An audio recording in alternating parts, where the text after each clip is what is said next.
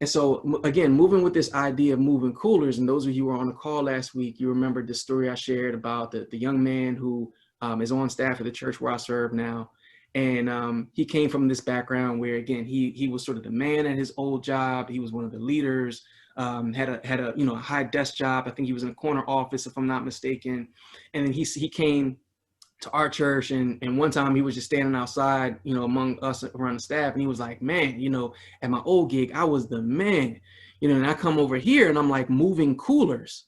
And he was talking about setting up for an event, and he was having to do this grunt work because there was nobody else to do it, so he had to step up. And what he didn't recognize, that not too far away, like a stone's throw away, one of the members, who was like a middle-aged, older woman, turned around. He didn't realize that. And she said, and that's why we love being a part of this church, because there's nobody here that's on staff that's above moving coolers, right? So I share that story again, just to reinforce the idea and the importance of, like, where's our heart as it pertains to service, as it pertains to deferring, as it pertains to humbling ourselves for the good of others, even if that means we're doing some of the dirty work.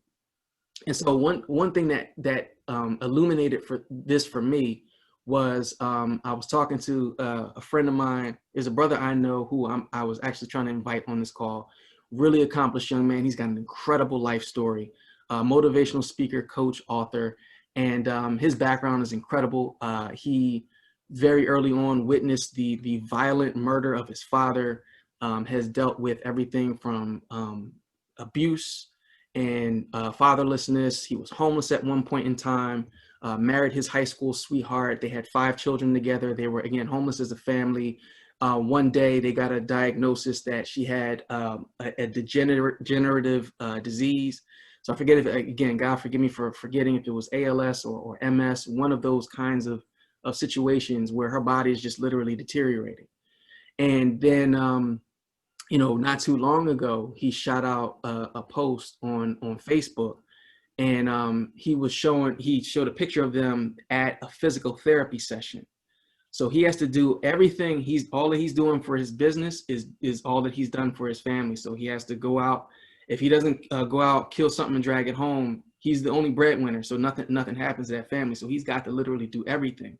His wife is currently wheelchair bound. So he goes to all her physical therapy sessions, and he shot out a picture, and it basically showed her like gleaming from ear to ear just because she was with him. And so this was like how he chooses to live life and serve his family and serve his wife and do the grunt work and move those coolers, right? And then you compare that to what happened to me this morning. Let me tell you what happened to me this morning. Here's what my sermon looked like. I was walking out the house getting ready to go to work, and my wife stopped me at the door. I barely had time to like kiss her. I was running out the house, and she goes, "Hey babe, I needed some. We'll just say it's a personal care product. She needed this personal care product and needed me to pick it up because we only have one car now, right? So we had 2 cars, but it didn't make sense financially or logistically to take the other car with us down here. So we're running on one. So I get to take it with me to work. She stays home, locks it down. She works from home. She watches our son, homeschools him. And so anything she needs, like she's calling me for it. But I'm too busy to give her the time of day. So I'm running out the door. And here's the last thing I said to her out my mouth as I'm leaving the door. And I said, and this is quote unquote, this is the dumbest question that anyone can ask. Please take a lesson from me. Never do this, gentlemen. I said to my wife, I said, "Hey babe, do you want me to pick this up like during my lunch break and come bring it back, or would you like it right now?" And she was like, gave me the look like, and she gracious, completely gracious. But I was like, as soon as the words left my mouth, I was like, this ain't no kind of serving. I want the serving to be nice and convenient.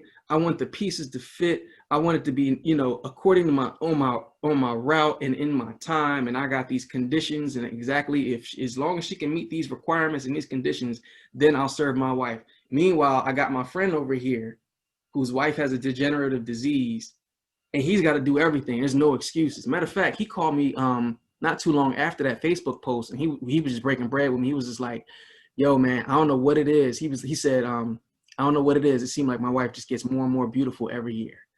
And I was just like, "Yeah, man, you're right. You're right."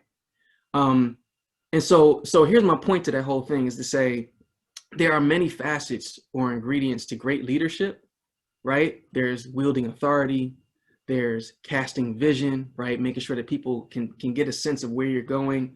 There's directing, making sure they're steering and moving in the right direction, all of that. But one undeniable key to leadership is serving.